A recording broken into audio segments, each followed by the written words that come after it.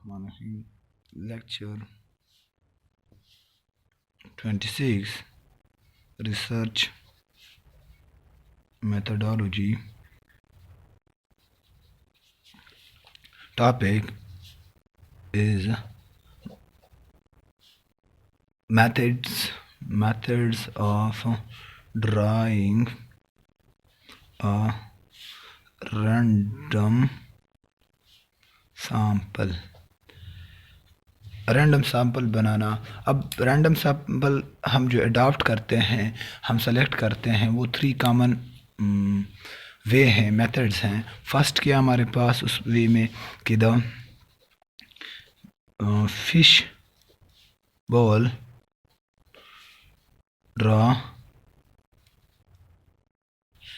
इस मेथड में हमारे पास ये वो है कि अगर आपके पास बहुत जो टोटल पॉपुलेशन है वो बहुत कम है या स्मॉल है और आपके पास इजी वे है कि आप उनको सेपरेट कर सकते हो एक दूसरे से, हर एक एलिमेंट को, तो आप इस तरह करते हैं कि एक बॉक्स में इनको ही स्लिप्स को पुट कर देना या वो चीज़ पुट कर देना और विदाउट लुकिंग एक वन बाय वन उससे पिक करना, और पिक करने के बाद आप सेलेक्ट करते जाते हो जब तक आपका सैंपल साइज़ पूरा हो ना हो तब तक आप ये सिलेक्शन करते हैं। जब पूरा हो जाता है आप स्टॉप कर देना। ये मेथड यूज़ होता है लाइक लॉटरी, जिस तरह की लॉटरी हम करते हैं इस तरह ये यूज़ होता है। इसके बाद सेकंड क्या हमारे पास कंप्यूटर प्रोग्राम। लेकिन एक वो मुझे पॉइंट याद आया, आप सैम्पल साइज़ कैलकुलेट करेंगे। सैम्पल साइज़ का कैलकुलेशन का एक फार्मूला है, वो लास्ट एंड ऑफ चैप्टर में है, तो हम उधर से कैलकुलेट करने का मेथड सीखेंगे।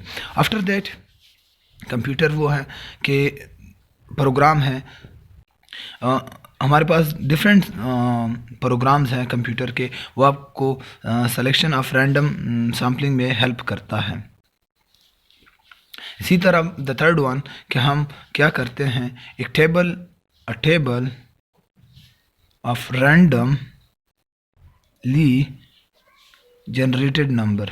अब हम रैंडमली नंबर जनरेट करते हैं, ये भी बाय कंप्यूटर हो सकता है, एक्सेल में ये मेथड हो सकता है, और वो आप जनरेट कर सकते हो बाय द सॉफ्टवेयर, और सॉफ्टवेयर से जनरेट किया गया डेटा आप क्या करते हो, वो अपेंडिक्स में पुट कर देते हो, और वो क्या हमारे पास फिर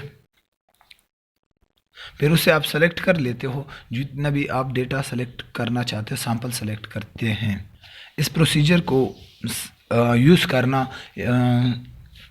करने के लिए ये फॉलोइंग स्टेप या फॉलोइंग मेथड्स या फॉलोइंग एलिमेंट हमने यूज़ करने। फॉर एग्जांपल इन्होंने एग्जांपल दिया हुआ है टेबल 12.3, उसमें टोटल हमारे पास जो कंसिस्ट सैम्पलिंग इंडिविजुअल हैं वो कितने 256 इंडिविजुअल्स, हमारे पास 256 इंडिविजुअल्स हैं, और उन इंडिविजुअल बेस पे हम क्या करते हैं, अब सेलेक्ट करते हैं कि कितने हमारे पास इंडिविजुअल हों एक सैम्पल में, और हमारे पास नंबर क्या है फ्रॉम 1 to 256 इंडिविजुअल्स हैं, और स्टार्ट फ्रॉम क्या होता है 1 to एंड तक हमारे पास 3 कॉलम्स हैं, और हर एक कॉलम में कितने कॉलम है 10 कॉलम्स हैं, 1 to 10 कॉलम्स, और 3 रोज़ हैं,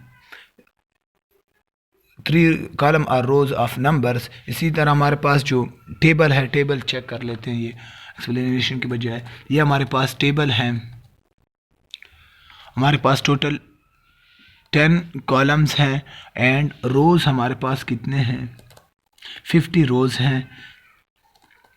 अब 50 रोज़ एंड दिस, अब हम क्या कैलकुलेट करना चाहते हैं कि हम सैम्पल कितना सेलेक्ट करें। अब according to the rule of या method of sample size selection, अब अगर हम 10% सेलेक्ट करना चाहते हैं, एज्यूम 10%, तो हमारे पास इसमें कितने 25 इंडिविजुअल या 25 एलिमेंट हम सेलेक्ट करेंगे, और इसके लिए फिर हम कौन सा कॉलम सेलेक्ट करते हैं, 9 नंबर जो कॉलम है वो सेलेक्ट करते हैं। इसी तरह इन्होंने जो मोर देन 256 हैं उससे हम सेलेक्ट नहीं कर सकते, हम अंडर 256 सेलेक्ट कर सकते हैं।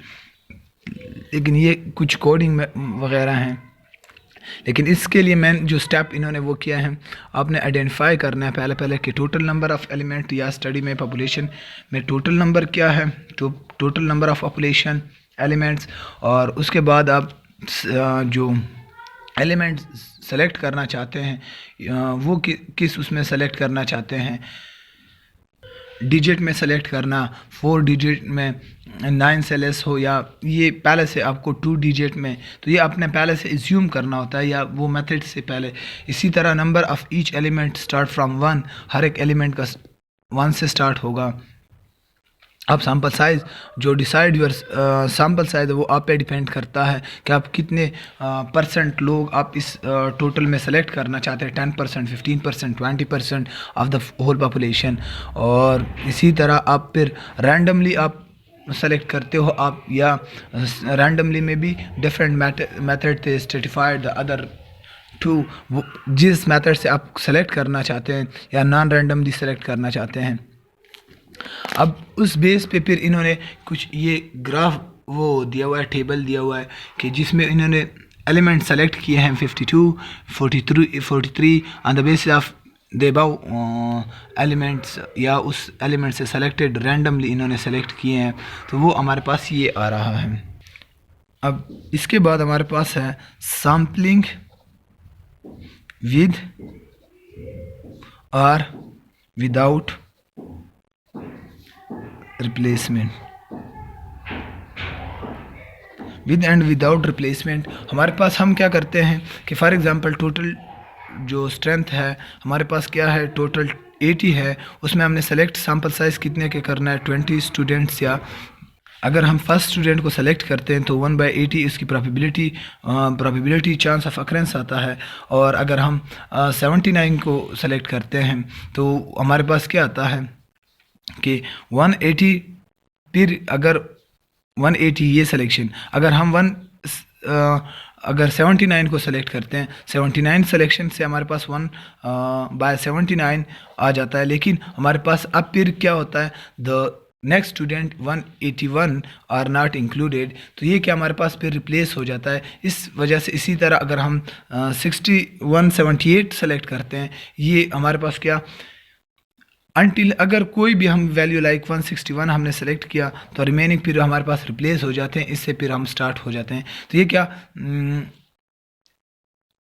ये क्या है हमारे पास फिर ये सैम्पलिंग वे है विदाउट रिप्लेसमेंट। और इसी तरह अगर हम विद रिप्लेसमेंट देखते हैं, वो फिर हमारे पास क्या है कि वो एलिमेंट्स ये हमारे पास सारे एलिमेंट्स होंगे जो भी आ गया। लेकिन हमारे पास सेकंड वे क्या है जो कि विद आउट है, वो विद आउट में ये है कि अगर एक दफ़ा ये आया, अगेन ये आया, अगेन अगर ये दोबारा एक दफ़ा प्रोबेबिलिटी आपने जो सैम्पलिंग पॉपुलेशन की उसमें एक दफ़ा सेलेक्ट हुआ, अगेन सेलेक्ट हुआ, अगर अगेन सेलेक्ट होता है तो वो क्या होता है, वो डिस्कार्ड हो जाता है, उसको हम फिर ख़त्म कर देते हैं, डिस्कार्ड कर देते हैं और फिर हम नेक्स्ट वन को सेलेक्ट करते हैं। लाइक अगर ये 2 टाइम सेलेक्ट हुआ दिस वन, तो इसको डिस्कार्ड करके हम इसको सेलेक्ट करेंगे द नेक्स्ट वन को।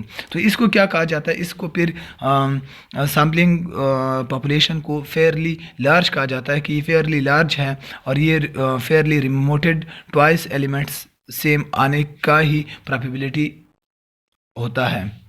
और सिंपल रैंडम सैम्पलिंग जो प्रोसीजर है वो क्या हमारे पास कि हम पहले आइडेंटिफाई कर लेते हैं किस चीज़ को, ऑल एलिमेंट और sampling unit in the population, उसके बाद उसको डिनोट करते हैं। अगर सैम्पल साइज़ हम सेलेक्ट करते हैं तो स्मॉल एन से शो होता है और जो पॉपुलेशन है वो बिग एन से कैपिटल एन से शो होता है। इसके बाद फिर हम जो एन सेलेक्ट करते हैं वो फिश ब्लो पे ड्रा कर सकते हैं, हम टेबल ऑफ रैंडम नंबर या कंप्यूटर प्रोग्राम के थ्रू हम सेलेक्ट कर सकते हैं। और हमारे कल के लेक्चर में इंशाल्लाह स्पेसिफाई रैंडम और प्रोबेबिलिटी सैम्पलिंग, उसके जो 3 कॉमन टाइप्स हैं यूज़ होते हैं जो सैम्पलिंग डिज़ाइन में, वो पढ़ेंगे और साथ में जो बाकी टाइप्स हैं या डिज़ाइन है वो रह गए हैं वो पढ़ेंगे।